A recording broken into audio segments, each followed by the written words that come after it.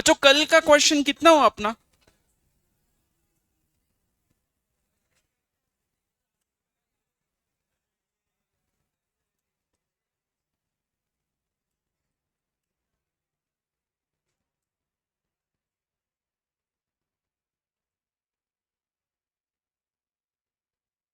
Question था illustration था?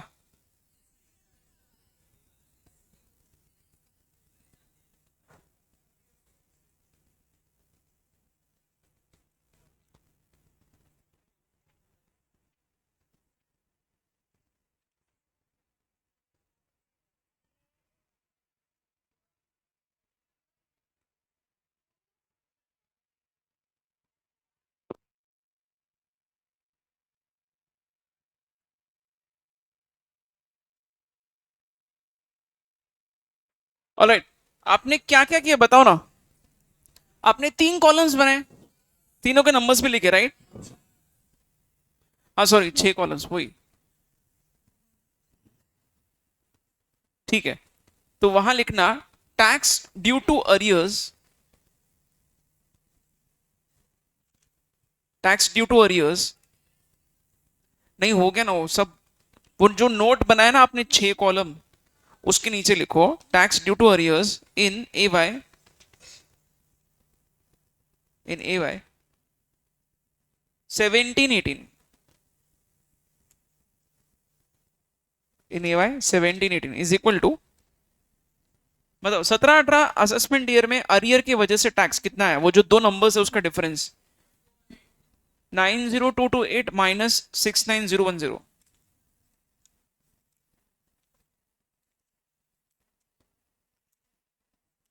देखा? उसके नीचे लिखना फिर इन A Y 18-19, in A Y 18-19।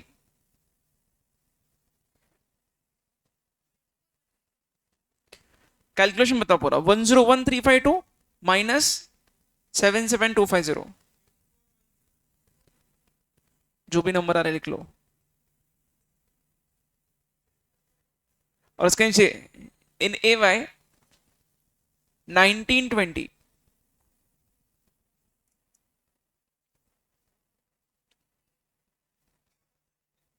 137800,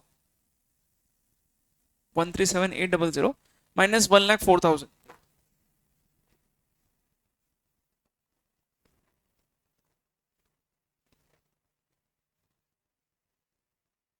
ठीक है, उसके नीचे लिखो therefore total tax due to arrears in these years, therefore total tax due to arrears in these years. Total करो सबका कितना रहे।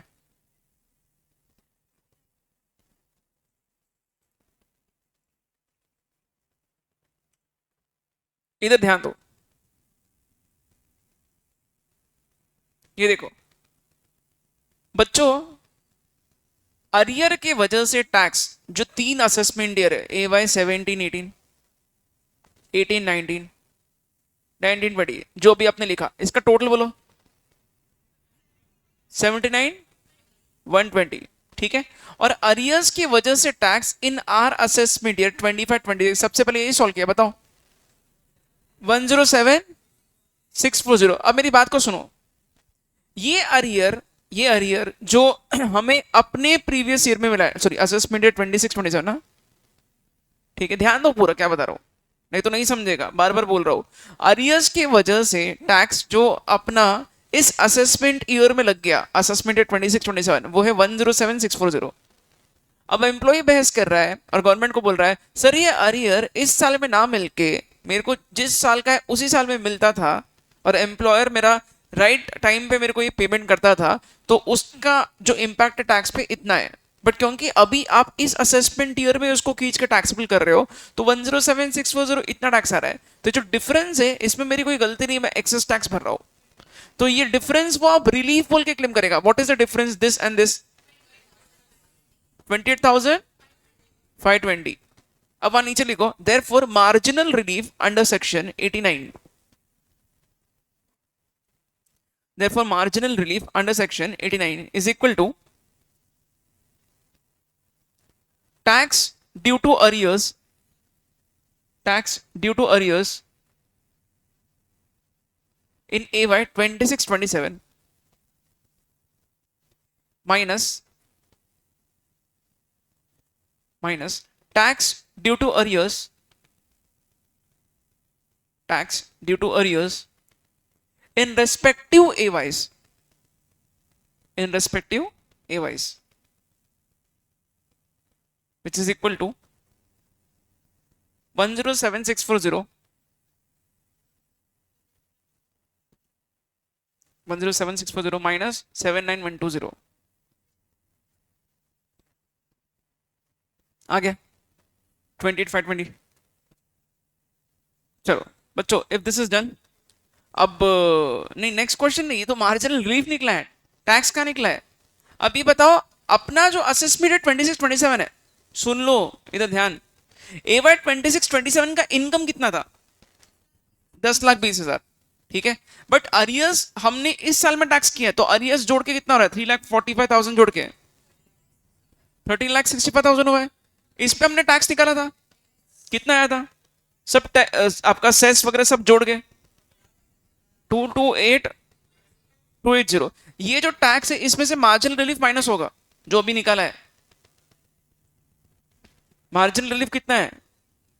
28,520 का मार्जिनल रिलीफ माइनस करो 199,760। This is the final tax liability, ठीक है। वहां लिखो therefore tax payable for AY 26-27, therefore tax payable for AY 26-27 after relief under section 89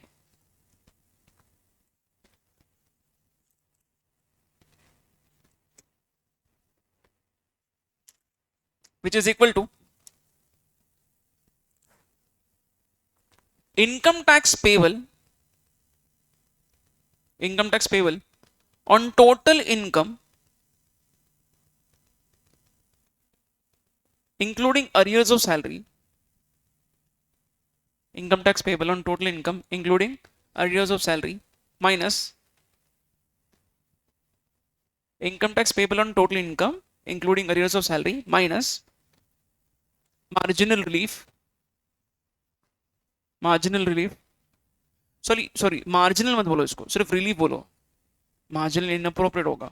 relief under section 89। ऊपर पहले क्या लिखा आपने?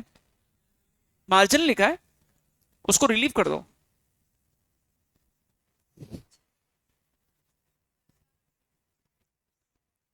बोल सकते ठीक है, बट रिस्क नहीं। रिलीफ अंडर सेक्शन 89 अप्रोप्रिएट है, ठीक है। तो करो कैलकुलेट बच्चों, 228,280 माइनस 28,520, कंक्लूजन लिखो उसका 199,760 का।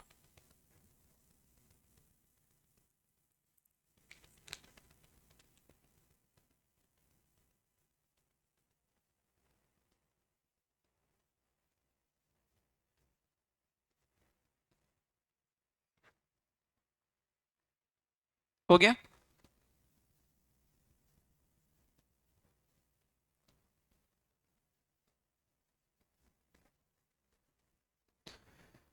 क्वेश्चंस में आ जाओ आप लोग नीचे, question 1 2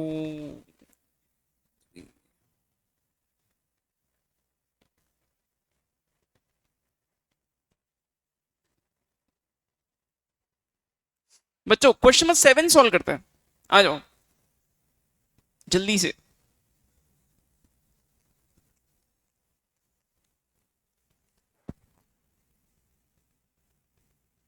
Alright, let's read this and then we'll try to solve this. Ms. Akanksha, a salaried employee, furnishes the following details for financial year 25-26. उसका बेसिक सैलरी दे दिया, ड्यूरनेस अलाउंस है, कमीशन है, एंटरटेनमेंट अलाउंस भी। क्या करोगे? एंटरटेनमेंट अलाउंस का add होता है, और अगर गवर्नमेंट एम्प्लॉय दिया है तो लेस करोगे। यहां कुछ लिखा है क्या गवर्नमेंट एम्प्लॉय? ठीक है, ऑलराइट। तो और क्या दिया है? Medical expenses reimburse bye the employer लिखा है 18,000। Professional tax of this 50% paid by employer, 4,000 का प्रोफेशनल टैक्स, 50% कौन पे कर रहा है? हाँ, तो क्या करना है वो देखो तुम लोग, पहले ऐड करके फिर नीचे लेस करना है। हाँ, उसका सीलिंग लिमिट है 2,500 का। Health insurance premium paid by employer, बच्चों please understand, health insurance premium paid by employer क्या करोगे? हेल्थ इंश्योरेंस प्रीमियम है, परक्विजिट होगा, एम्प्लॉयर से हमें बेनिफिट मिला तो क्या करोगे?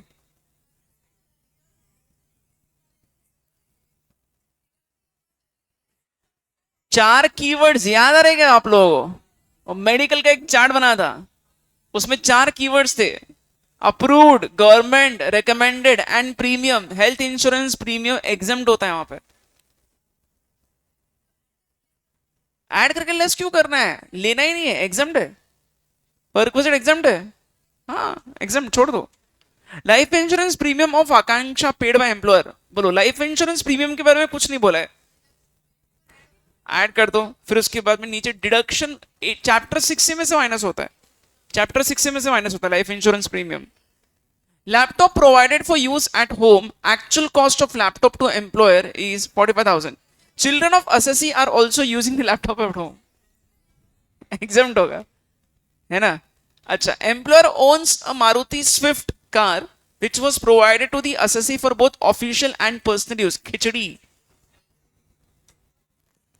और यहां लिखा है engine cubic capacity was more than, is more than 1.6 litres, all expenses matter, बड़ी गाड़ी है, ड्राइवर के साथ दिया है, तो amount 2,400 plus 1,600, sorry 2,400 plus 900 into 12, सही है क्या? ओके।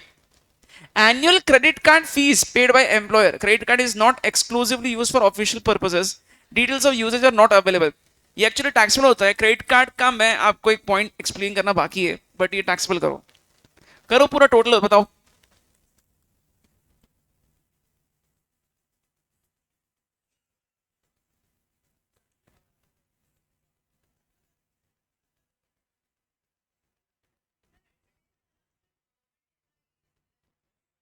क्या बोल रहे हो?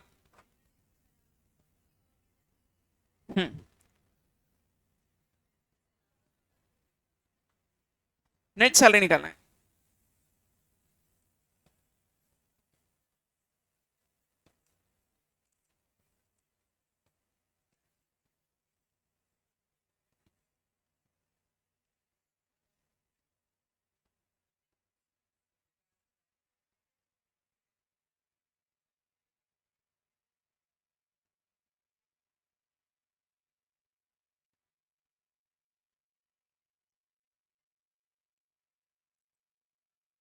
लाइफ इंश्योरेंस क्या, आपको इनकम अंडर द सैलरीज पूछा है, लेस क्यों करोगे? सैलरी से निकालना है, चैप्टर 6 का डिडक्शन आपके ग्रॉस टोटल इनकम में से माइनस होता है। अच्छा बच्चों, I want to clarify a few things, please listen. 2 minute रुक जाओ, इधर 2 मिनट ध्यान दो सभी लोग। इधर क्वेश्चन क्या पूछा है सुनो अच्छे से, गड़बड़ मत करो तुम लोग, लास्ट लाइन देख लो क्या बोल रहा है वो। यहाँ पूछ रहा है if she page tax under the default tax regime, not normal, default. अब डिफॉल्ट वैसेस नॉर्मल हमने सीखा नहीं है, बट क्योंकि यहाँ लिखा है हम लोग सॉल्व भी कर रहे हैं, आपको 2-3 चीजें डिफरेंस की बता देता हूं, सुनो। डिफॉल्ट वालों को डिडक्शंस अलग होते हैं, ठीक है? 3 डिडक्शंस हमने सैलरीज में से पढ़े, standard deduction, entertainment allowance, professional tax का, ठीक है? स्टैंडर्ड डिडक्शन जो है वो 75,000 का लेना है, कितना लोगे? 75,000 का। एंड प्रोफेशनल टैक्स का डिडक्शन उन्हीं को मिलता है जो नॉर्मल रिजीम ऑप्ट कर रहे हैं, डिफॉल्ट वालों को नहीं मिलता है। तो डिफॉल्ट वाला होने की वजह से आप यहां से उसमें से माइनस नहीं कर पाओगे, कितना? वो जो प्रोफेशनल टैक्स जो एम्प्लॉयर भर रहा है ना, वो माइनस नहीं करने का। अब सॉल्व करो।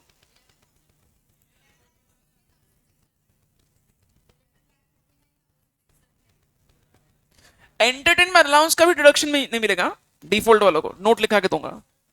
11 लाख, 11,39,600 सबका आया।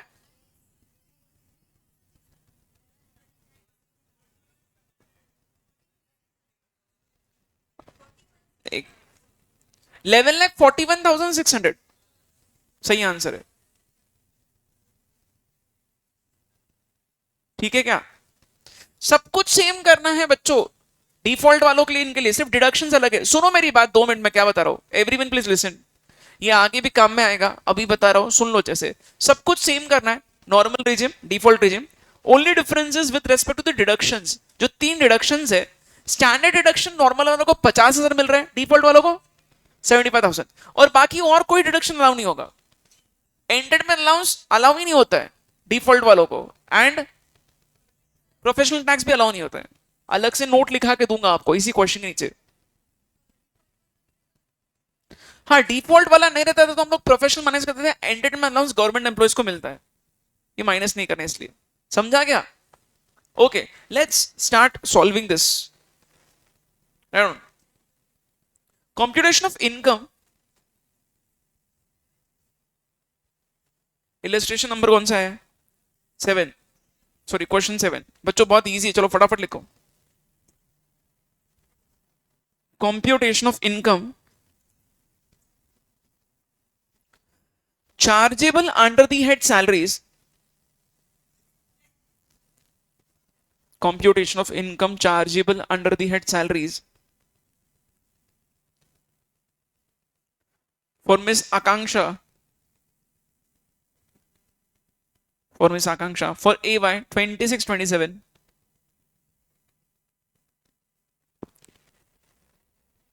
under default tax regime,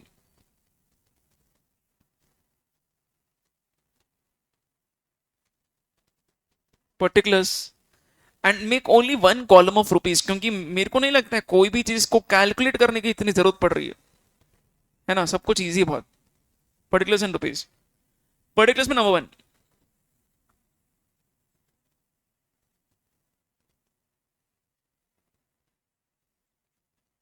basic salary कितना है?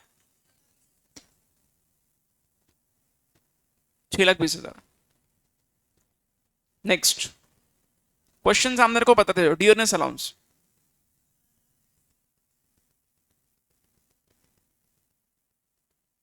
4,20,000। नेक्स्ट कमीशन कितना है? 75,000। नेक्स्ट एंटरटेनमेंट अलाउंस कितना है? 9,000। नंबर 5, एक सेकंड रुक जाओ, क्या लिखा नेक्स्ट? Medical expenses. हाँ, medical expenses reimburse by employer, what will you do for this? ये पर्पस ऐड करो, क्योंकि यहाँ पे कोई भी कीवर्ड फिट नहीं हो रहा है। जो 4 कीवर्ड्स हैं हम लोग वो ढूंढने की कोशिश करते हैं नॉर्मली। कौन से 4 keywords? Premium, approved, government, recommended, ऐसा कुछ लिखा नहीं, इसलिए हम लोग इसको टैक्सेबल करेंगे। वहां लिखो, ये पर्क्विजिट है या अलाउंस है? हाँ पर्क्विजिट है। मेडिकल, हाँ एमयू नोट लिखा करता हूँ। एक्सपेंसेस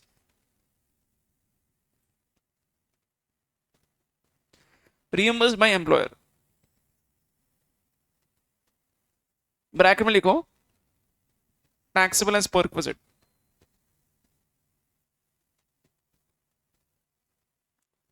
अमाउंट कितना है? 18,000। नेक्स्ट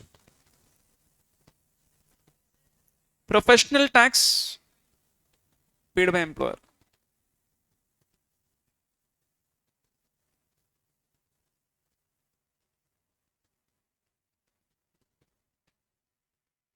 ब्रैकेट में लिखो obligation of employ,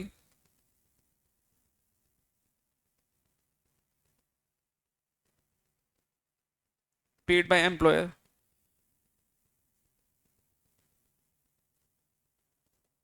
is a taxable पर्क्विजिट।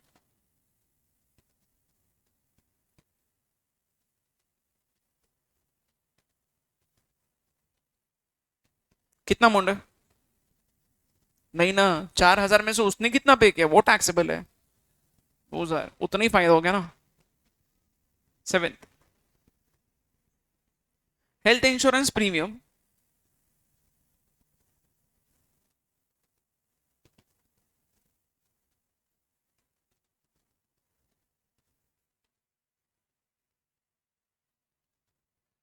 Paid by employer.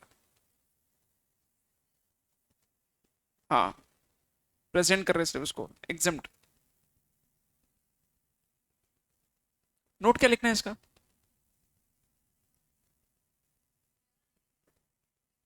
हाँ, यहाँ नहीं लिखा तो नोट लिखो, yes.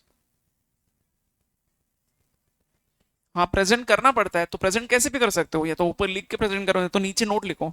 Up to you, because answer में कुछ फर्क नहीं पड़ेगा। नेक्स्ट पॉइंट बताओ बच्चों, क्या है? और लाइफ इंश्योरेंस प्रीमियम।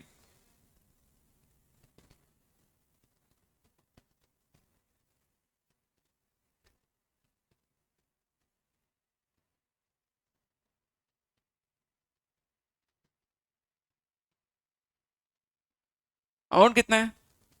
26,000। क्यों टैक्सेबल है? ऑब्लिगेशन इसका है, पेड बाय एम्प्लॉयर। ठीक है, यहाँ लिखो ऑब्लिगेशन ऑफ एम्प्लॉय। और क्या नेक्स्ट? एक भी वर्किंग नोट जैसा कुछ है नहीं यार। Laptop provided for use at home.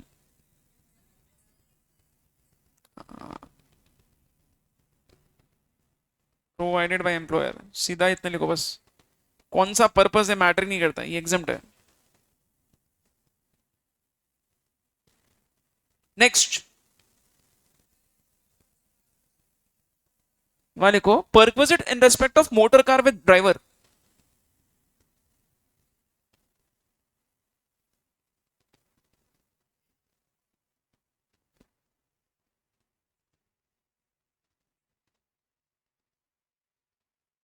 For both personal and official use.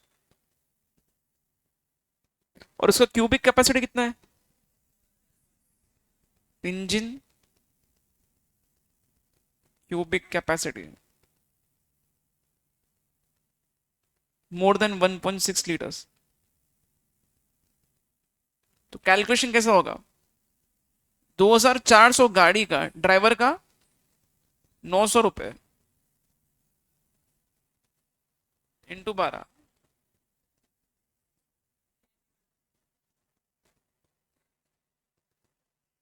कितना रहा? 39,600।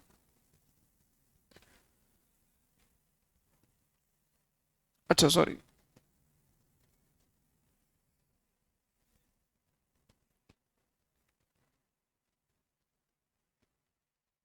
Last, annual credit card fees paid by employer.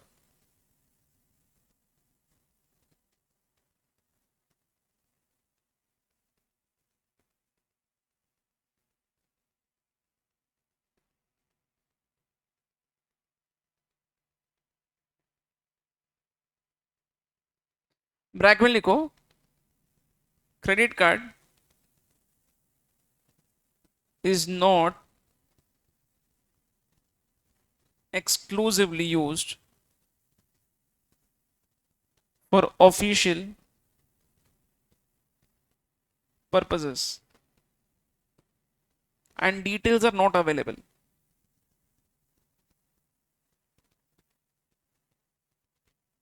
थोड़ी देर में बताऊंगा ये क्रेडिट कार्ड का क्या है। अमाउंट कितना है बोलो? अरे क्रेडिट कार्ड का रे, थोड़ा मेरा सावन स्लो चल रहा है। देयरफॉर ग्रॉस सैलरी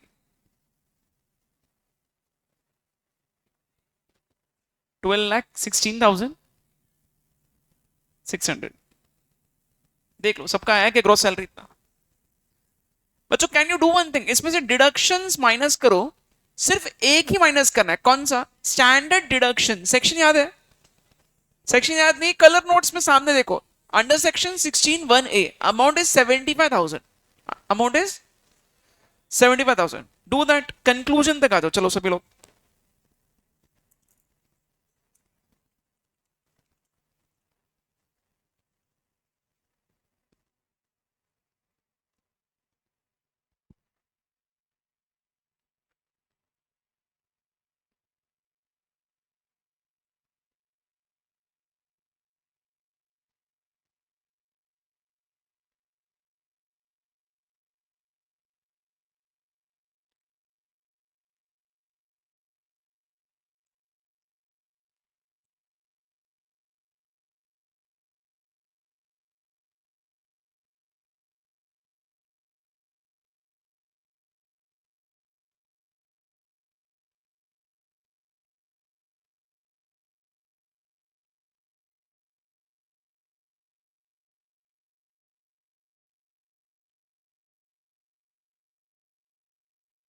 लिखा सबने? 12,16,600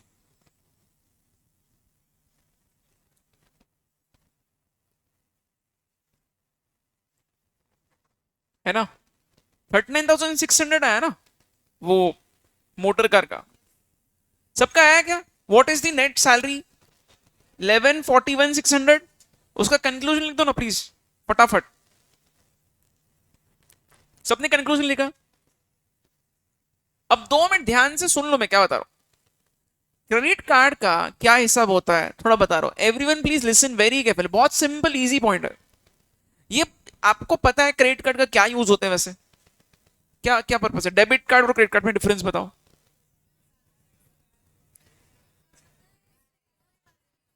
क्रेडिट कार्ड में अकाउंट में बैलेंस नहीं है तो भी आप उसको यूज कर सकते हो और बाद में आपको बिल पे करना पड़ेगा, पोस्ट पेड पेमेंट जैसा। ठीक है। बट डेबिट कार्ड में क्या होता है, आपके अकाउंट में जितना बैलेंस है आप उतना ही ड्रॉ कर रहे हो। ओके, प्लीज अंडरस्टैंड, सुनो यहां से लास्ट बेंचेस। क्रेडिट कार्ड अगर मैं यूज कर रहा हूं तो मेरे को क्रेडिट कार्ड का एक एनुअल फीस पे करना पड़ता है बैंक को, जिस बैंक का मैं क्रेडिट कार्ड यूज कर रहा हूं। Okay, imagine this, I am the employee, I am using a credit card and the annual fees of that credit card is being paid by my employer। कौन भर रहा है? Employer. अब आप सोचोगे सर आपका तो फायदा हो गया आपके एम्प्लॉयर की वजह से। हाँ, ये परक्विजिट का टैक्सेबल होगा भी।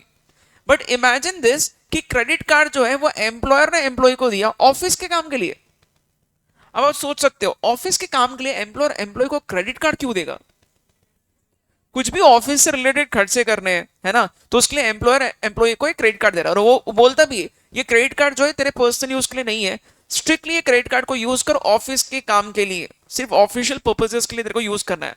और उसका क्रेडिट कार्ड का जो एनुअल फीस है वो भी एम्प्लॉयर ही भरता है, तो इसमें एम्प्लॉय का फायदा नहीं है। एम्प्लॉय का फायदा नहीं है, यहां लिखा है देख लो पढ़ो। The amount of expenses incurred including membership fees and annual fees incurred by employee or any member of his household which is charged to credit card provided by employer or otherwise reimbursed by the employer।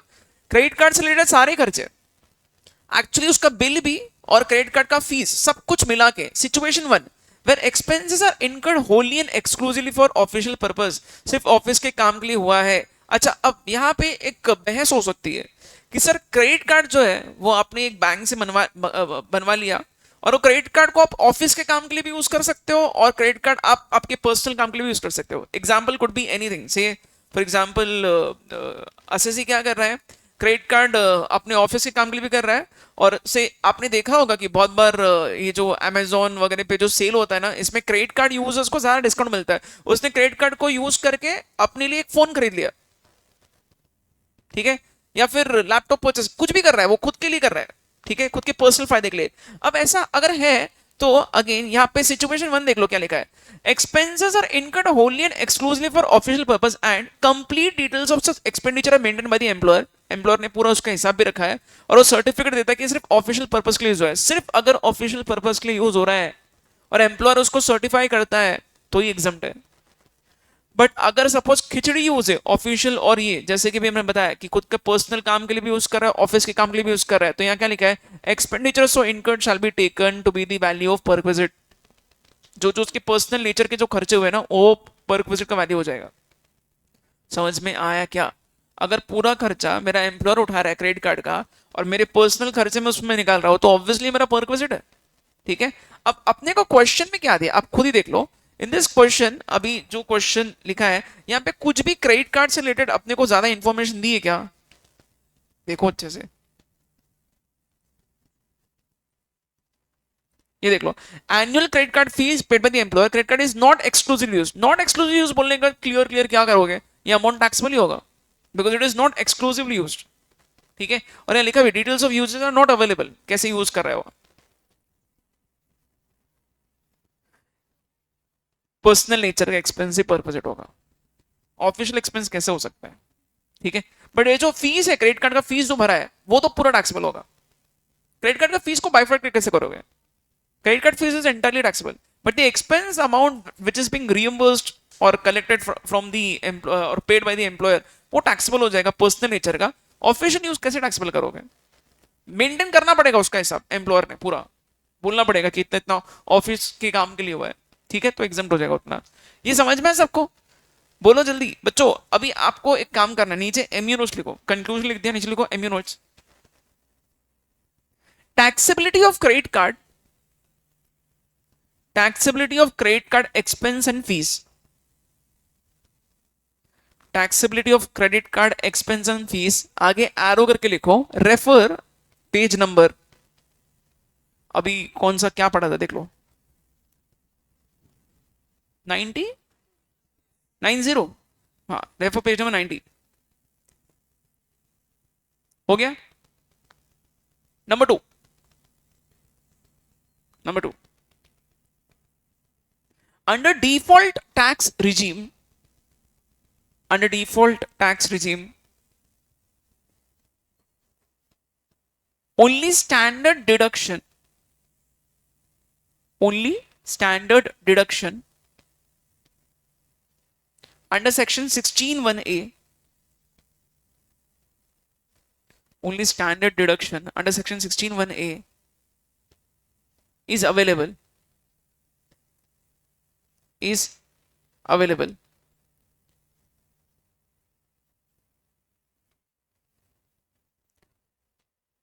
to the extent of, to the extent of rupees,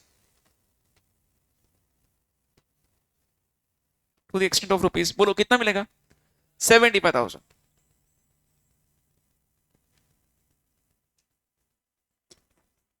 to the extent of rupees 75,000। आगे एक चीज और लिखना, also other deductions, also other deductions such as professional tax, also other deductions such as professional tax and entertainment allowance, professional tax and entertainment allowance are not available,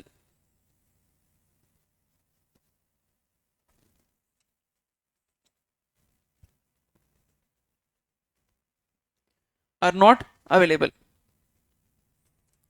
done.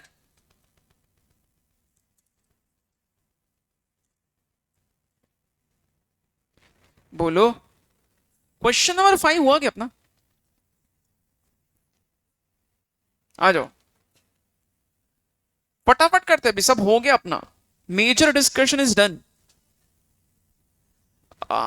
एक दो questions है, एक बड़ा कॉन्सेप्ट बचा है, ठीक है। Questions हम लोग कर रहे हैं, देख लो, ये सब होमवर्क भी कर सकते हैं, बट कुछ अलग से एमयू नोट्स निकल रहे इसलिए यही करवा रहा हूँ, अदरवाइज तो कभी भी खत्म हो जाएगा सब होमवर्क। होमवर्क हो गया खत्म। क्वेश्चन 5 में आ जाओ। हाँ लास्ट बेंच मुन्ना ध्यान दे, वहां से आवाज आ रही तेरी यहाँ तक। From the following details, find out the salary chargeable to tax for A by 26-27, assuming he exercises the option of shifting out of default tax regime। Normal के तरीके से निकाल रहे हैं, ठीक है। आगे, X is a regular employee of Rama and Company in Gurgaon. He was appointed on 1/1/25 in the scale of 20,000, 1,000, 30,000। क्या ये सैलरी तो है, ऑब्वियसली सैलरी है, बट ये अजीब सा सैलरी क्यों दिया? 20,000 डैश 1,000 डैश 30,000, कहना क्या चाह रहा है? हाँ 20,000, अच्छा 20,000 बेसिक और 1,000 ड्यूरेंस अलाउंस है? नहीं,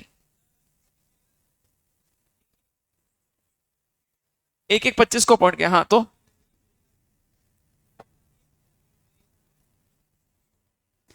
आई टेल यू बच्चों, ये इसका इंटरप्रिटेशन ऐसा होता है, जब उसको अपॉइंट किया गया तब उसको उसको बॉस बोल रहा है देखो आपका सैलरी 20,000 है, और ये जो 20,000 का जो सैलरी है ये 1 साल तक 20,000 ही रहेगा। आफ्टर 1 ईयर 1,000 से बढ़ा के हम लोग आपका 21,000 कर देंगे सैलरी, और ऐसा हर साल 1,000 से बढ़ेगा। कब तक? जब तक 30,000 ना हो जाए। वेरी यूनिक क्वेश्चन, फिर से रिपीट कर रहा हूं, ध्यान दो। क्या बोला मैंने? सैलरी इसको जब ये इसका ज्वाइनिंग कब हुआ? 1/1/25, ठीक है।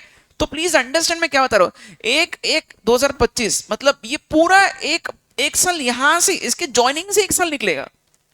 इसका ज्वाइनिंग जो हुआ 1/1/25, तो इसका एक साल खत्म कब होगा? 11/26 क्यों होगा? 31 दिसंबर 2025 होगा।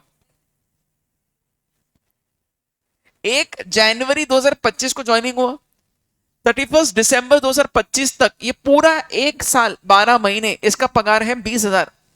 फिर अगले साल से यानी कि 1/1/2026 से इसका पगार हो जाएगा 21,000, 1,000 से बढ़ जाएगा। ठीक है, अपने को अपने प्रीवियस ईयर के हिसाब से निकालना है। अपना प्रीवियस ईयर अप्रैल से स्टार्ट होता है और मार्च में खत्म हो रहा है। So during our previous year for 9 months his salary was 20,000 and for last 3 months his salary increased to 21,000. So calculate it accordingly, 20,000 into 9 plus 21,000 into 3। समझ में आया? तो बेसिक सैलरी इसका कितना हो जाएगा? हाँ, 2,43,000। हाँ राइट, 2,43,000। ठीक है, डियरनेस अलाउंस देख लो कितना बोल रहा है, 10% of D, sorry he is paid 10% D. Okay, 10% D उसको मिल रहा है। सो 10% ऑफ व्हाट? कुछ नहीं बोला है, तो it is always done on basic salary का कैलकुलेशन। तो अभी बेसिक सैलरी आपका कितना आता है? 2,43,000, उसका 10% डियरनेस अलाउंस है, हाँ 24,300। Okay, bonus equivalent to 1 month pay based on the salary of March every year. March का सैलरी कितना था? 21,000, तो 21,000 उसका बोनस का अमाउंट हो गया। ठीक है, he contributes 15% of his pay and DA towards recognized provident fund and the company contributes the same amount। वो खुद कंट्रीब्यूट कर रहा है आरपीएफ को और उसका बॉस भी कंट्रीब्यूट कर रहा है आरपीएफ को। बताओ, employee's contribution to RPF investment है, डिडक्शन मिलता है क्या? आरपीएफ का डिडक्शन मिलता है, एसपीएफ का नहीं मिलता है, अनरिकॉग्नाइज्ड का नहीं मिलता है। आरपीएफ का मिलेगा उसको। डिडक्शन कहां से माइनस होगा? एटीसी, ग्रॉस टोटल इनकम से माइनस होता है, ग्रॉस टोटल इनकम से माइनस होता है। ठीक है, अच्छा, और उसके बॉस ने जो दिया है वो इनकम होगा, but it is exempt up to 12% of salary. Salary for this purpose is similar to HRA. तो एचआरए के लिए सैलरी में क्या क्या आएगा?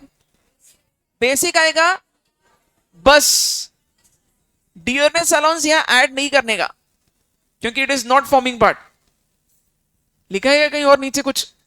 अच्छा सॉरी, आगे लिखा है डीए फॉर्म्स पार्ट ऑफ पे फॉर रिटायरमेंट, तो डीए भी ऐड कर दो, बेसिक और डीए ऐड कर दो। कमीशन दिया है क्या? नहीं, समझा क्या? तो आपको 12% of basic and DA add करके उसका वो अमाउंट एग्जाम करना है। कर सकते हो क्या ये? ओके, आगे। He is provided free housing facility which has been taken on rent by company at 10,000 per month. बच्चों बताओ, अगर उसको घर मिल रहा है, घर का वैल्यूएशन कैसे करते हो? 2 क्वेश्चंस पहले एक सिंपल क्वेश्चन का आंसर दो। एम्प्लॉयर कौन है, गवर्नमेंट या नॉन गवर्नमेंट? अपने केस में कौन है? Non government. Next question, employer own कर रहा है या रेंट भर रहा है?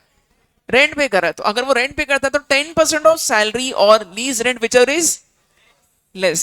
सैलरी ईयर इज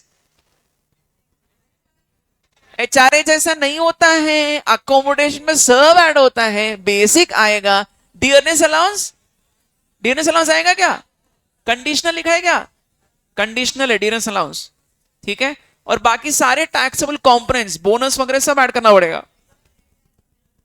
हाँ, बाकी सारे आपके जो प्रोविडेंट फंड वगैरह वो सब पर्पसेस है, वो सब नहीं आते है ना, पर्पसेस ऐड नहीं करने का।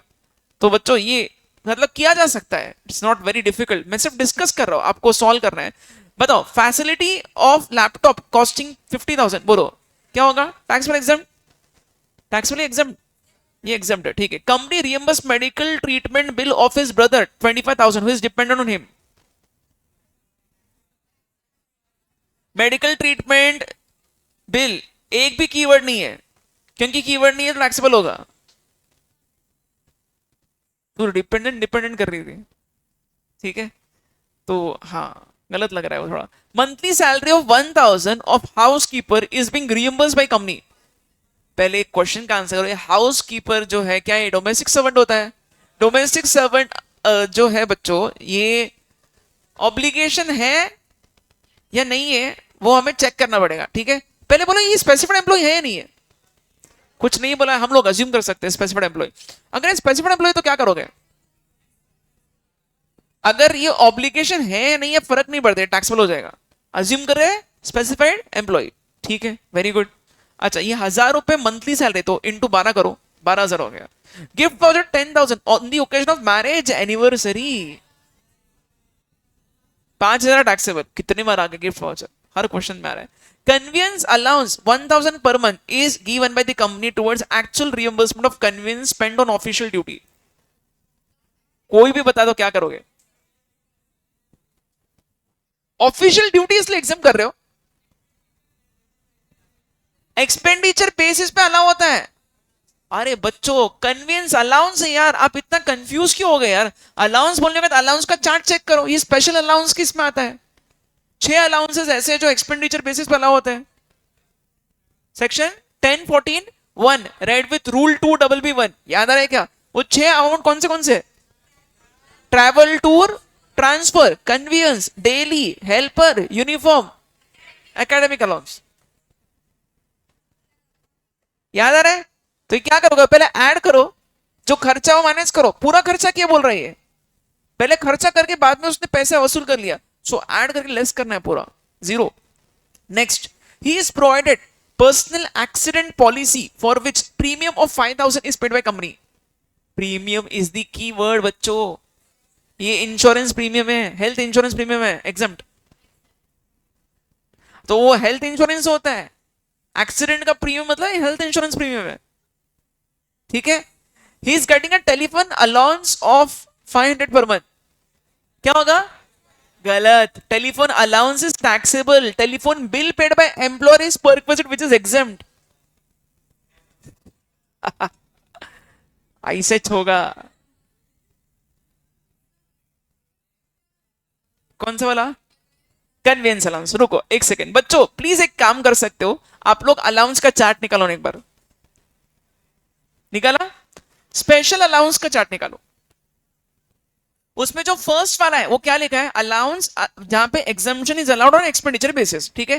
कन्वीनियंस अलाउंस 1,000 रुपए हर महीने is given by company towards actual reimbursement of convenience spend on official duty. What is meaning of reimbursement?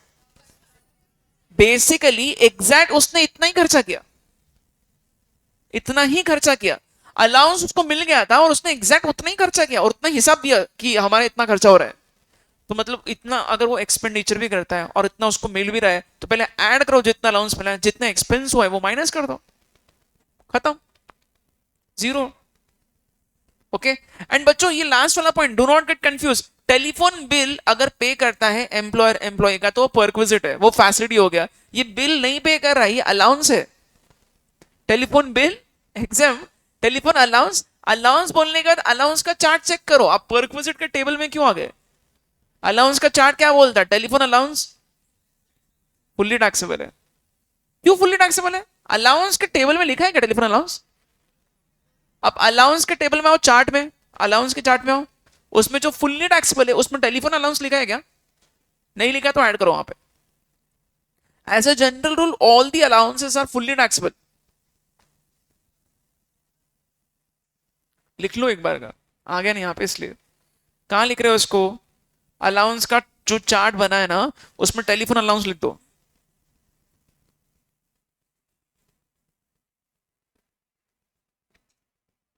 समझा? Can we start solving this? कि आप लोग करोगे? ठीक है। नहीं यार इतना टाइम नहीं है, थोड़ा बड़ा क्वेश्चन है ना, अदरवाइज मैं होमवर्क दे देता, इसमें कुछ है नहीं। बट अगेन वही हो रहा है, हर एक क्वेश्चन में कुछ नहीं रहे कि भी आपकी गलती हो रही ना, ठीक है। जस्ट फॉर प्रैक्टिस सेक मैं करवा रहा हूं और कुछ नहीं। वानी को computation of taxable salary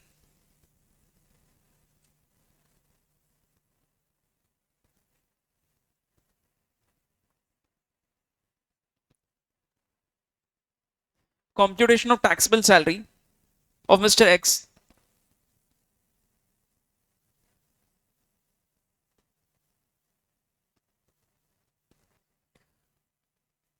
for AY for AY 26-27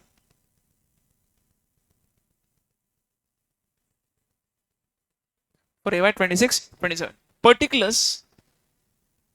particulars rupees, नहीं दो कॉलम बना दो, पर्टिकुलर्स रुपीस रुपीस। बेटर है 100%।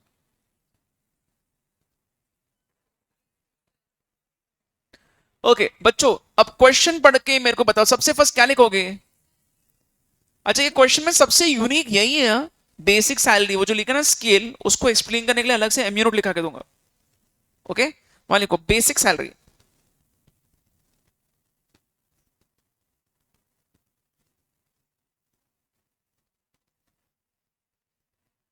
अंडरलाइन करो, वहां लिखो for first 9 months, for balance months, balance 3 months। तो ये फर्स्ट 9 months के लिए कितना होगा, 9 इंटू कितना था उसका सैलरी, 20,000 था क्या, कितना होगा ये, 1,80,000। और ये 3 into 21,000, 63,000, 2,43,000।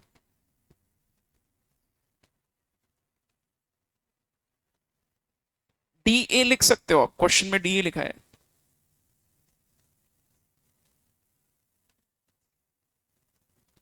Ten percent of basic salary.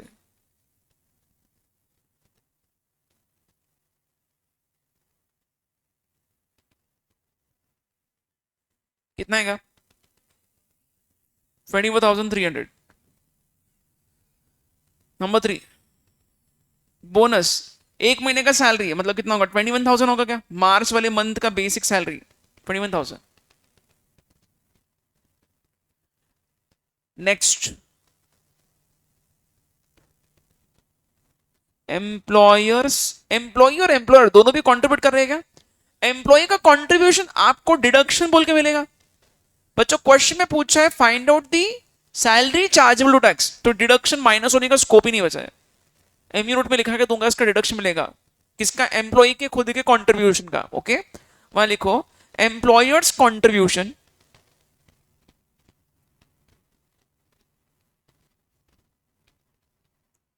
To recognised, पूरा लिखना पड़ेगा, प्रोविडेंट फंड। अंडरलाइन करो, उसमें लिखो स्मॉल है, अमाउंट कंट्रीब्यूटेड, कितना कंट्रीब्यूट कर रहा है ये, ही कंट्रीब्यूट 15% ऑफ पे and DA. Okay, amount contribute कितना क्या, पहले वो तो निकालो, 15% of basic plus DA which is equal to 15% of what is basic salary, 2,43,000 plus 24,300, इसका 15% बोलो कितना आएगा, इनर कॉलम में लिखो 40,095। ओके, बी पॉइंट, लेस, इसमें एग्जाम्ड होता है अमाउंट कुछ, less examined, exemption under section, section बोलो 1011, राइट। टेबल चेक करो, जाओ जाके एम्प्लॉय प्रोविडेंट फंड का टेबल निकालो, सब 1011 लिखा है, हाँ। तो एग्जामिशन 1011 में मिलता है, which is equal to 12% of, नहीं सैलरी, एचआरए जैसा सैलरी है, ठीक है। तो ये सैलरी में क्या क्या आएगा, बेसिक और dearness allowance forming part of salary. Okay, तो यहां पे नोट भी लिख सकते हो इसका अलग से, वर्किंग नोट, समझने को आसानी बगैर नोट के होगी, नहीं नोट लिखो, note 1, leave this entire page blank. अरे भाई लिखो तुम लोग, मैं जितना बोल रहा हूं।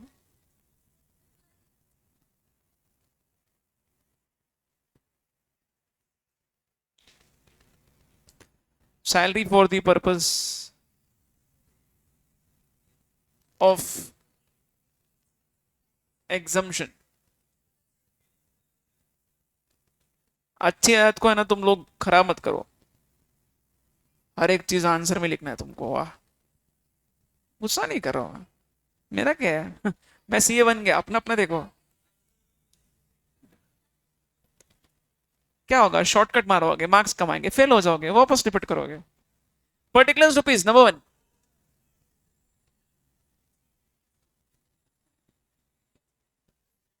क्या बोला, party? Basic salary. What is basic salary? 2,43,000। Number two, DA,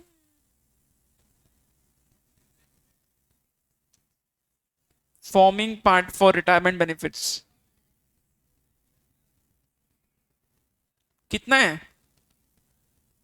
पूरा है क्या? 100% फॉर्मिंग पार्ट है क्या? 24,300। देयरफॉर टोटल कितना हो गया?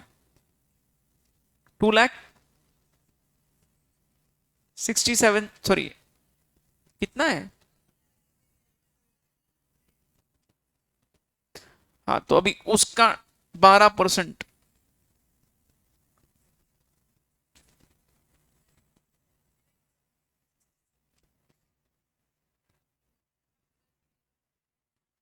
कितना? 20।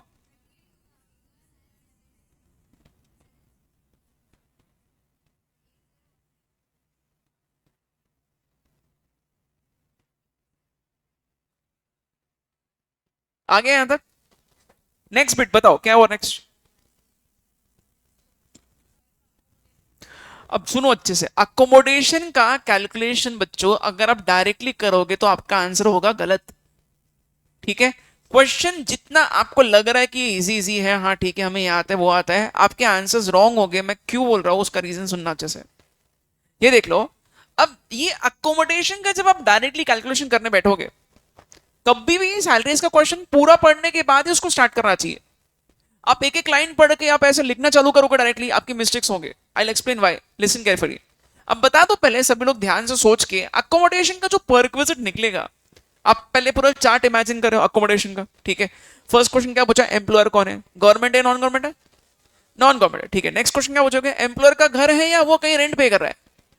वो रेंट पे कर रहा है, तो अगर रेंट पे करता है तो परक्विजिट का वैल्यू होगा 10% ऑफ सैलरी, और lease rent which ever is less. Salary का मतलब इधर क्या है, उसमें सब चीज आएंगी, उसमें बेसिक आएगा, ओके, उसमें डियरनेस अलाउंस भी लेना पड़ेगा क्योंकि इट इज फॉर्मिंग पार्ट। ठीक है, प्लस कमीशन दिया है तो आएगा, बोनस आएगा, उसमें सारे अलाउंसेस आएंगे। अब प्रॉब्लम क्या बताया, अभी यहां पे अगर आप डायरेक्टली स्टार्ट करोगे सॉल्व करना, इन्होंने जानबूझ के लास्ट में टेलीफोन अलाउंस लिख दिया। वो टेलीफोन अलाउंस हम लोग पहले ऐड करके शो कर देंगे, बाद में उसका कैलकुलेशन करेंगे, अदरवाइज वो रह ही जाएगा। समझ में आया क्या? यहां पे आपने अभी तक क्या क्या लिखा है देख लो, मेन आंसर में जो आपका ग्रॉस सैलरी निकल रहा है, इसमें टेलीफोन अलाउंस पहले जोड़ दो। क्यों? बिकॉज उसके बाद ही आप सॉल्व करोगे। सारे टैक्सेबल अलाउंसेस हमें सैलरीज के लिए जोड़ना है। किसके लिए? जो परक्विजिट का कैलकुलेशन होगा उसमें। यहाँ पे टेलीफोन अलाउंस एकदम एंड में देखोगे, वहां पे कैलकुलेशन में छूट जाएगा वो। समझ रहे हो मैं क्या बताने की कोशिश कर रहा हूं? ठीक है, अदरवाइज क्या होगा, स्टूडेंट कैलकुलेट करते हैं 10% सैलरी पर विजिट का वैल्यू और lease rent which is less. Salary के लिए वो ये सब चीजें लेता है, बेसिक ले लेगा, डीए ले लेगा, बोनस ले लेगा, और बाकी सोचेगा अरे नीचे तो सब पर विजिट से छोड़ दो, उसमें नीचे एक हिडन टेलीफोन अलाउंस भी लिखा है, वो ऐड होता है, सारे अलाउंसेस ऐड होते हैं। समझ में आई बात अभी? ठीक है, अच्छा और देख लो क्वेश्चन में ढूंढ ढूंढ के, और कोई अलाउंस दिख रहा है क्या? हाँ, कन्वीनियंस अलाउंस, बट वो टैक्सेबल कंपोनेंट तो जीरो हो गया उसका। समझा क्या? All I am trying to say is taxable component zero के ना, ऐड करके लेस एग्जामिशन पूरा मिल रहा है इसमें। ठीक है, all I am trying to say is first you have to solve all the allowances and then you can solve the accommodation वाला पार्ट। समझा? चलो, तो सबसे फर्स्ट लिखो यहां पे मेन आंसर में कन्वीनियंस अलाउंस।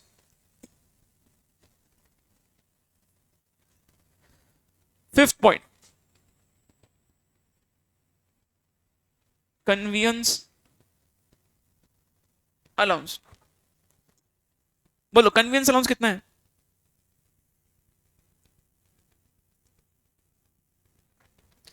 इनर कॉलम में लिखो पहले कितना है, कितना मिला? अरे कोई तो बोले यार, मन के मन में बोल रहा हूँ, कुछ तो भी बोल रहे। 12,000 इनर कॉलम है। Less exemption under section 1014(1) read with rule 2BB1, इतना ही अमाउंट माइनस हो जाएगा।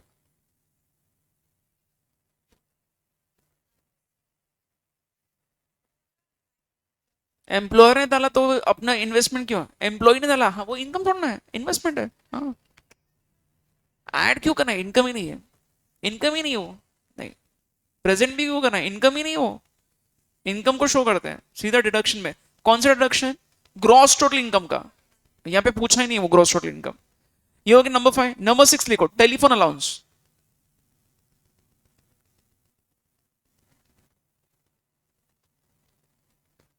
यहाँ लिखो, fixed telephone allowance is fully taxable. कितना मिला,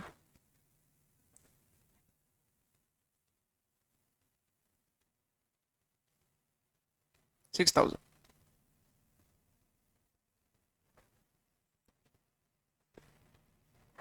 आगे यहां तक, ऑल राइट। अब बच्चों, अब आप लिख सकते हो 7th नंबर, क्या लिखोगे, परक्विजिट फॉर, अब वो रेंट फ्री है क्या है, रेंट फ्री लिखो, फॉर रेंट फ्री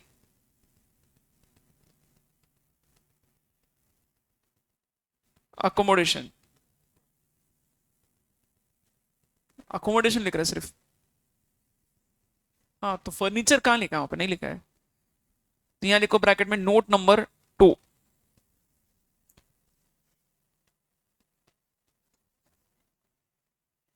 ठीक है, नोट 1 जिधर एंड किया उसके आगे note 2,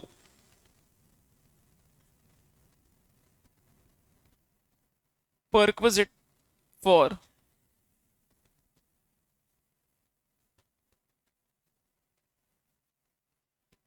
rent free accommodation, particulars rupees. सबसे first salary for this purpose निकालते हैं।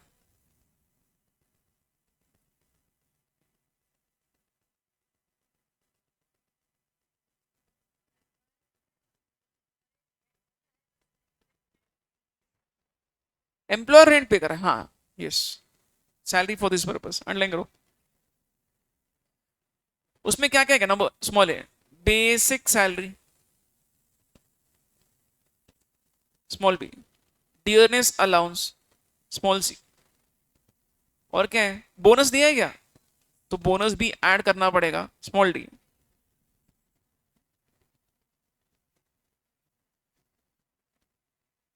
टेलीफोन अलाउंस, बोलो क्या कहेगा, बेसिक सैलरी कितना है, 2,43,000, डियरनेस अलाउंस 24,300, बोनस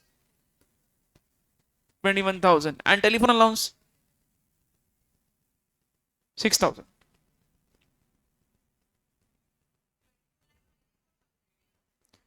2,94,300 किया, ये आ गया salary for this purpose. Number 2, अब क्या करोगे, अब लिखो perquisite shall be least of the following। क्या खतरनाक कुछ तो है ना, टॉप लेवल सीक्रेट डिस्कशन चल रहा लग रहा है मेरे को। निकलास यूनिक, लड़कियों से ज्यादा लड़के बात करते हैं। स्मॉल है बच्चों, क्या हो गया यहाँ पे, अमाउंट 10% ऑफ, हाँ मैं भी कर रहा ना, हाँ रे कितना सही है, सही बोला तूने, 10% ऑफ सैलरी। सर सीए है, तू है क्या, 10% इंटू व्हाट इज सैलरी, 2,94,300।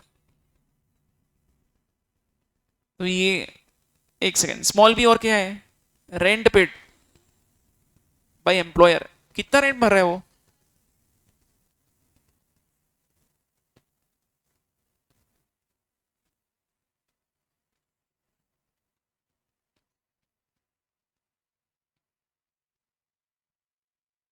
कितना रही है? 10,000 पर मंथ ना, 1,20,000। तो देयरफॉर लीस्ट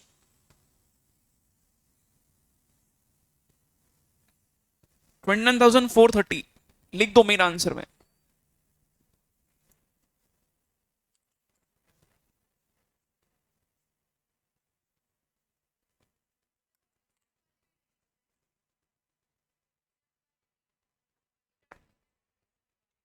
देखते हैं ना क्या करना है, कौन सा है देखते हैं।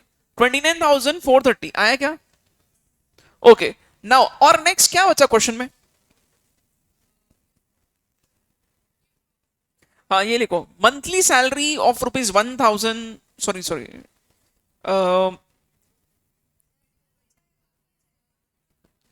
ये भी बचा है ना अपना, फैसिलिटी ऑफ लैपटॉप, लिखो वहां पे, 8th point, laptop facility,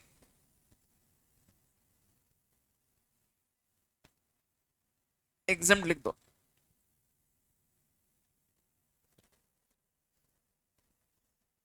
next,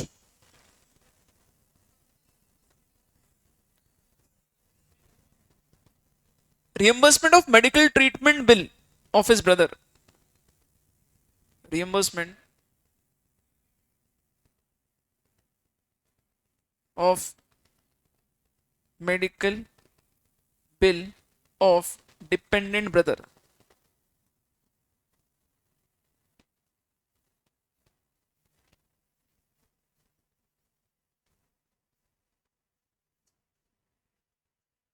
कितना है? 25,000 लिख दो यहाँ पे। मॉडल में यार इसके लिए एकदम मस्त 2 वर्ड लिखा है, मेडिकल रियम्बर्समेंट, देख सकते हैं वो भी, ठीक है। 10th point, next. मॉडल कभी कभी बहुत सरप्राइज करती है शॉर्टकट से। नेक्स्ट क्या लिखोगे? रियम्बर्समेंट ऑफ डोमेस्टिक सर्वेंट, हाँ लिखो। डोमेस्टिक सर्वेंट बहुत जनरल वर्ड हो गया, वहां लिखो reimbursement of salary of house keeper Ramu काका। क्या हो गया?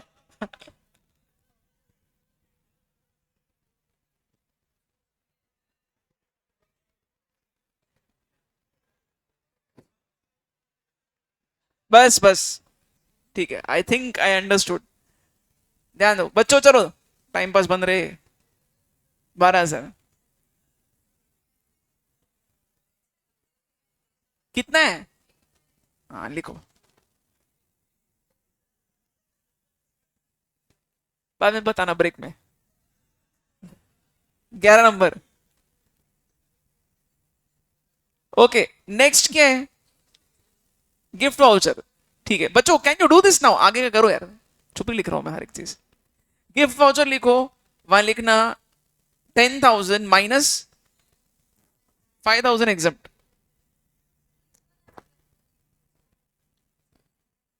लिख लो। गिफ्ट वाउचर मुश्किल यार तुम लोगों का।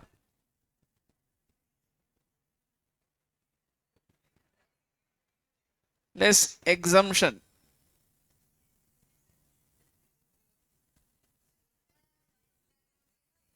5,000। और क्या गिफ्ट वाउचर के बाद नेक्स्ट? कौन सा कौन सा कौन सा? हाँ वहां पे लिखो, प्रीमियम फॉर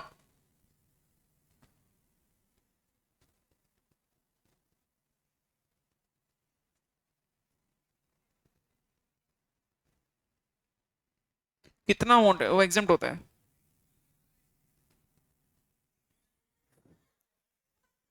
क्या लिखोगे वहां पे? वही तो है,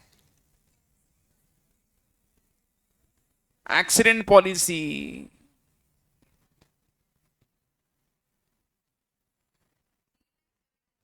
हो गया क्या, और कुछ है क्या? नहीं है, वेरी गुड। कितना है? 3,73,000।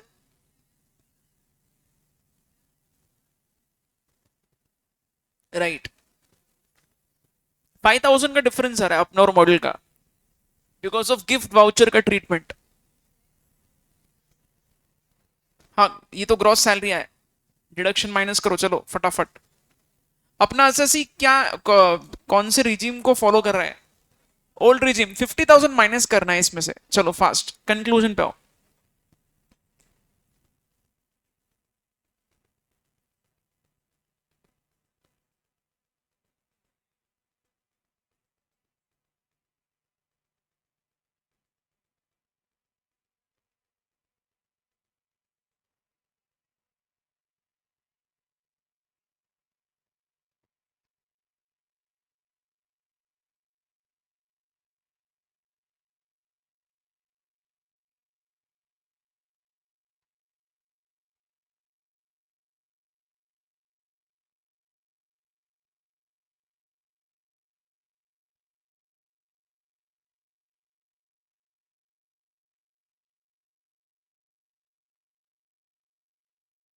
हाँ, यस, गुड पॉइंट। आपने लिखा कि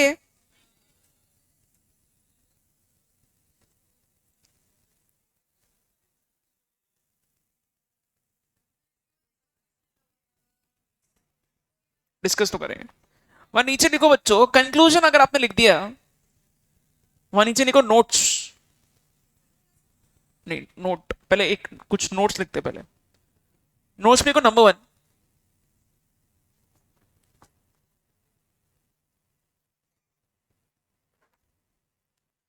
we have assumed that we have assumed that Mr. X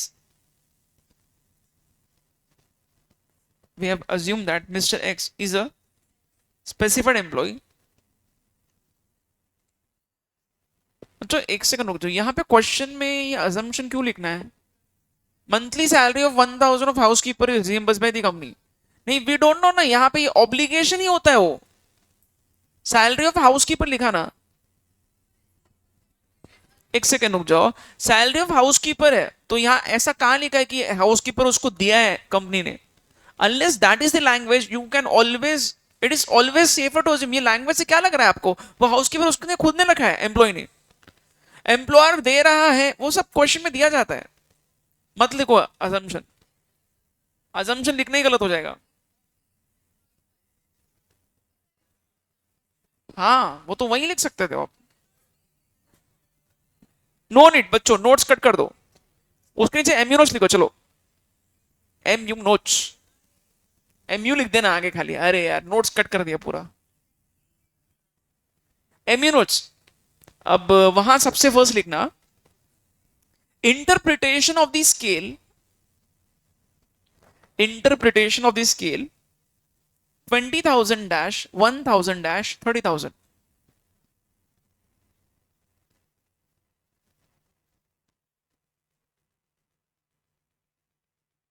ठीक है, उसके नीचे लिखना for 1 year from the date of joining, from 1 year, for 1 year from the date of joining, for 1 year from the date of joining, comma,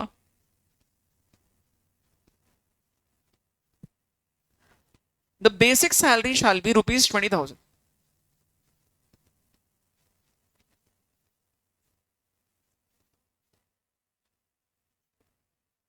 The basic salary shall be rupees 20,000, full stop। आगे लिखो, and it shall be increased by rupees 1,000,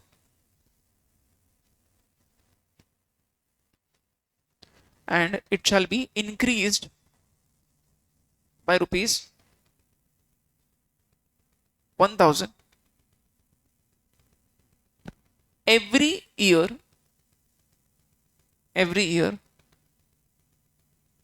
till the amount reaches, till the amount reaches rupees 30,000।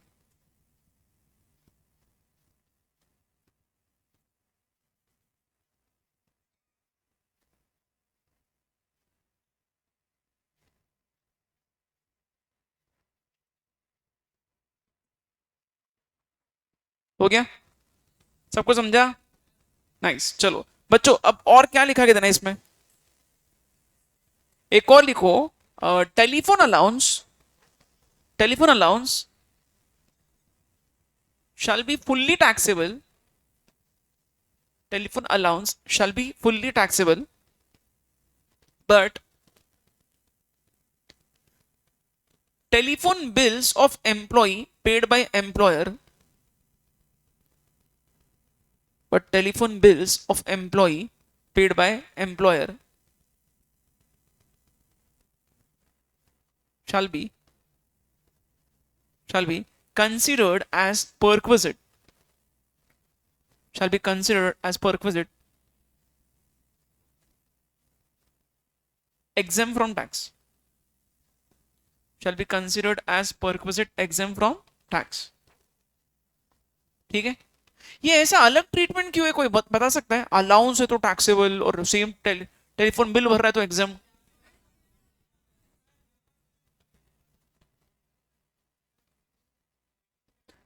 नहीं, वो logic नहीं है। Logic मेरे को बताओ कि क्या लॉ मेकर ने क्या सोच के ऐसा यार अलग पॉइंट बता दिया।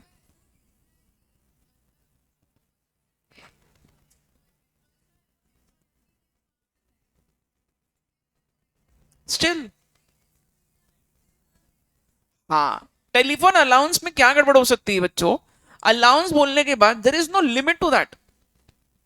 ठीक है? अगर मैं एम्प्लॉयर हूं, मेरा एम्प्लॉय मेरे को बोल रहा है कि सर टेलीफोन अलाउंस बोल के आप ज्यादा पैसा दे दो, मेरे को बेसिक सैलरी कम कर दो क्योंकि उस पर टैक्स नहीं लग रहा है, तो ऐसे तो कितने भी एडजस्टमेंट करके वो अलाउंस बोल के टेलीफोन अलाउंस ले लेगा वो 10-10 20-20 हजार रुपए का हर महीने, और टैक्स बचा लेगा खुद का। To avoid this practice government बोल रही है भाई अगर अलाउंस बोल के आपको मिलता है वो टैक्सेबल ही होगा, बट अगर जेन्यून केस है और बिल पे कर रहा है वो उसका एम्प्लॉयर एम्प्लॉय का, तो उसको एग्जाम कर दिया, बिकॉज बिल जो है उसमें एविडेंस होता है कि भाई इतना ही बिल और इतना वो अमाउंट पे कर रहा है। बिल में एक लिमिट होती है, वो सच में जो है वही बिल भरेगा एम्प्लॉयर एम्प्लॉय का। समझ में आया क्या? अलाउंस में कुछ भी फेक तरीके से वो अलाउंस क्रिएट करके उसका एग्जामेशन लेने की कोशिश कर सकता है, इसलिए गवर्नमेंट उसको पसंद नहीं कर रही है। That is the logic. मैं आपको वो लॉजिकली बता रहा हूँ कि क्या सोच के उन्होंने वो प्रोविजन वैसा बनाया। बिल है तो एग्जाम किया और अलाउंस है तो टैक्सेबल क्यों किया, उसका रीजन बता रहा हूँ। थोड़ा केयरफुल रहो क्वेश्चन में क्या पूछा है, बिकॉज आपका आंसर बहुत चेंज हो जाएगा। अलाउंस का अलग ट्रीटमेंट है और परक्विजिट का अलग ट्रीटमेंट है। नॉट जस्ट दिस, अगर यहाँ पे क्वेश्चन में कोई बताएगा टेलीफोन अलाउंस की जगह बिल लिखते थे तो क्या क्या चेंजेस होते थे? बिल लिख दिया यहाँ पे, बोलो क्या होगा? सैलरीज जो हम लोग निकाल रहे हैं ना अकोमोडेशन का, वो भी चेंज हो जाएगा। You have to be very careful, वो सैलरीज में ऐड हुआ है। ठीक है? नेक्स्ट पॉइंट एक और चीज लिखो एम्यूनोस में, last point. For calculation of salary, for calculation of salary for the purpose of,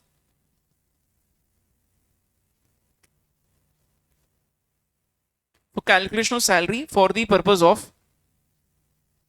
accommodation, for the purpose of accommodation, comma, we have to also add telephone allowance,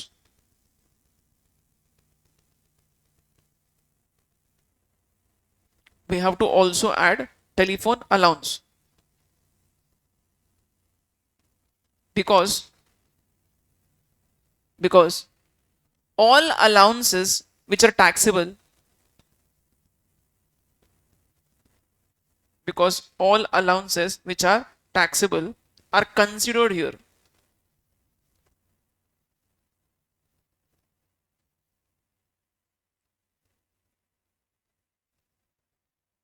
समझ में आया क्या सबको? ऑलराइट बच्चों, क्विकली कम टू, कौन सा बचा है अभी क्वेश्चन, बचाओ बताओ कितने बचे? और 6 बचा है। और बच्चों second please take as homework यार।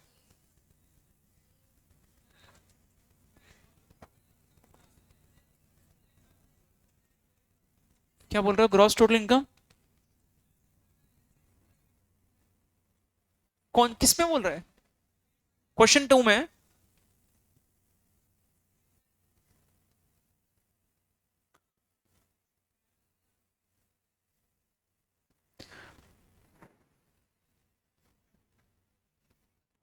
एक सेकंड रुक जाओ।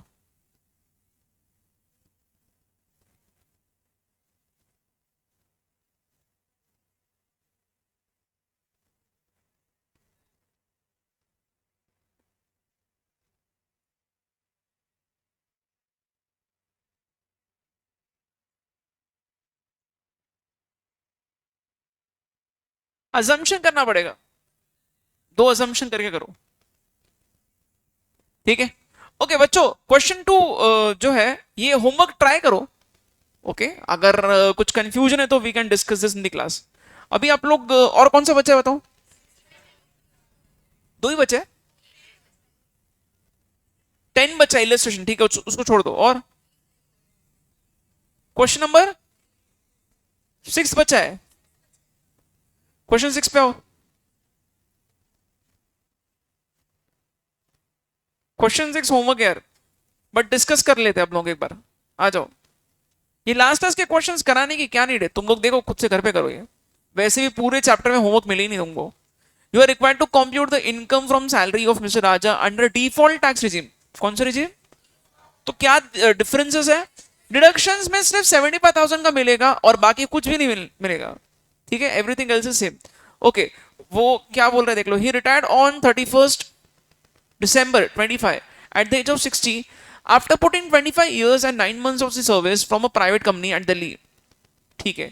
He was paid 25,000 per month and house rent allowance of 6,000 per month. He paid rent of 6,500 per month during his tenure of service. Okay okay. अपने previous year में ये कितने months का salary उठा रहा है? ही रिटायर्ड ऑन 31st December 25, गलत हो गया क्या? लेट मी जस्ट कंफर्म, रुक जाओ।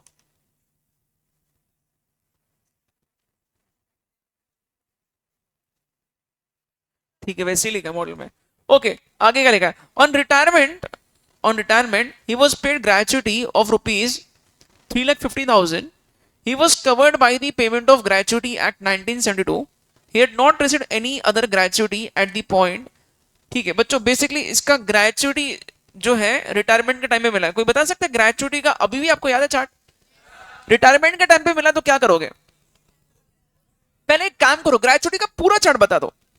Gratuity received in the service, taxable to all, received at the time of retirement और death, government employees exam, non government employees आप पूछो पेमेंट ऑफ ग्रेचुटी एक्ट में कवर्ड है या नहीं है। अगर वो पेमेंट ऑफ ग्रेचुटी एक्ट में कवर्ड है तो exemption is least of 3, amount of gratuity received, maximum ceiling of 20 lakh, 15 upon 26 into last on salary into number of completed years of service. ये भाई सब पेमेंट ऑफ ग्रेचुटी एक्ट में covered है तो 10-10-2 में ये तीन चीजों का लिस्ट निकालना है। कर सकते हो, ठीक है। Next, he had accumulated leave of 15 days per annum during the period of his service. This was encashed by him at the time of his retirement. Retirement के टाइम पे लीव एनकैशमेंट, रिटायरमेंट के time पे बताओ leave encashment क्या होगा? Leave encashment का section क्या है? 10-10 AA, 10-10 AA 1, 10-10 AA 2, ठीक है। तो ये 10-10 AA 2 में इसको एग्जामिशन मिलेगा बच्चों। आपको पहले अमाउंट ऐड करना है, फिर एग्जामिशन इज लिस्ट ऑफ 4।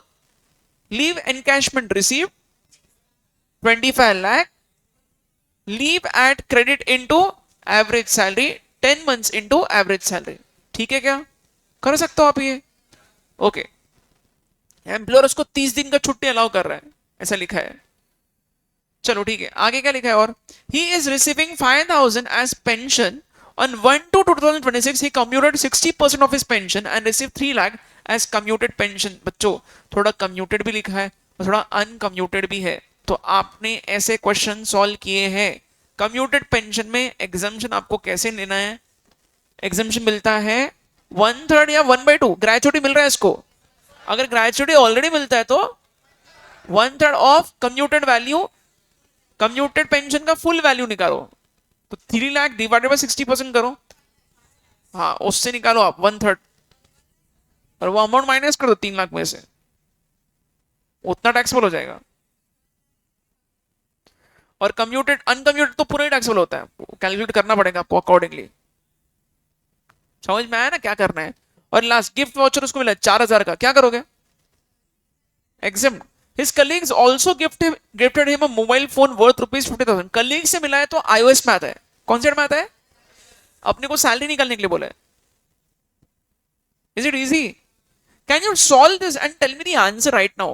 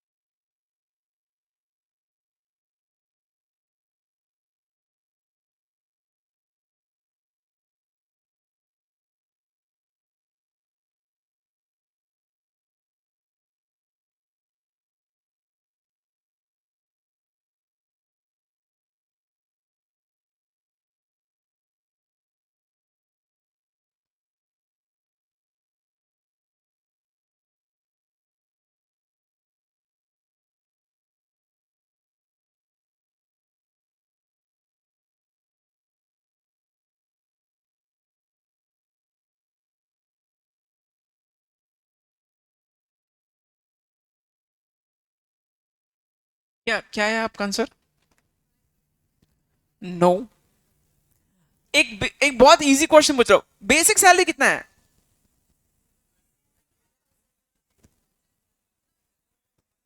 कितना है? बेसिक सैलरी कितना दिया है इसका? 25,000 दिया है, तो अपने कितने मंथ्स का लिया? 9 मंथ्स का लिया ना, रिटायर हो गया वो 31st 12 को। तो कितना बोला तुमने आंसर? वो 25 बोला, मेरे को एक 25 सुनाई दिया, सॉरी। ठीक है।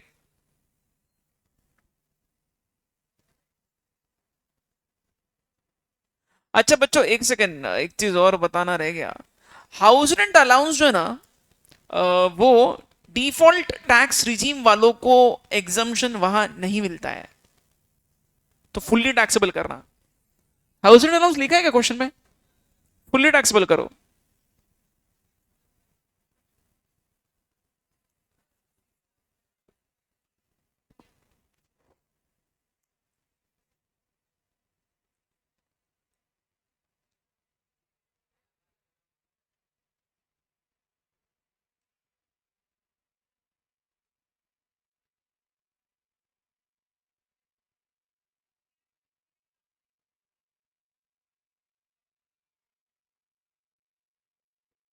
4 लाख 75,000 माइनस किया गया। मैं नंबर्स एक बार बोल रहा हूं बच्चों, बिकॉज अभी अपना लेक्चर का टाइम भी खत्म होने आ गया। बेसिक सैलरी 2,25,000, सही है। House rent allowance fully taxable, because अभी मैंने बोला है, नोट लिखा के दे दूंगा, 54,000 अमाउंट आएगा उसका। ग्रेचुटी पूरा एग्जाम हो जाएगा, पूरा एग्जाम हो रहा है। Very good. Leave encashment taxable amount है 65,000। लीव एनकैशमेंट में जो चार चीजों का लिस्ट है निकाला आपने, 25 लाख। Leave salary receive 3,15,000। इसका एवरेज सैलरी आएगा 25,000 इंटू 10, 2.5 लाख। और इसका जो लीव एट क्रेडिट है वो 375 डेज आ रहा है, डिवाइडेड बाय 30 करोगे तो मंथ्स में आएगा, इंटू 25,000। तो जो लीस्ट है वो 2.5 लाख आ रहा है, तो 2.5 लाख माइनस करोगे तो 65,000 टैक्सेबल हो जाएगा लीव एनकैशमेंट। अनकम्यूटेड पेंशन निकाला, 5,000 इंटू 1 मंथ। रिटायरमेंट कब हुआ उसका? रिटायरमेंट के बाद ही मिल रहा है उसको, आप पूरे साल का मत कर लो कैलकुलेशन। समझ में आया क्या? रिटायर जब हुआ ये भाई साहब, उसके बाद से इसको पेंशन मिल रहा है। रिटायरमेंट हुआ 31/12 को, दिसंबर के बाद से 3 मंथ्स के पेंशन निकलेगा।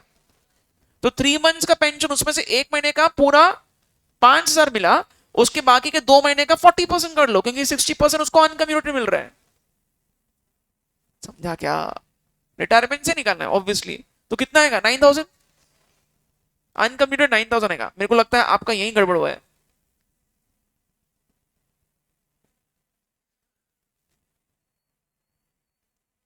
Will stop here. दिखा के देना है ये कि करोगे? कर लेंगे पक्का?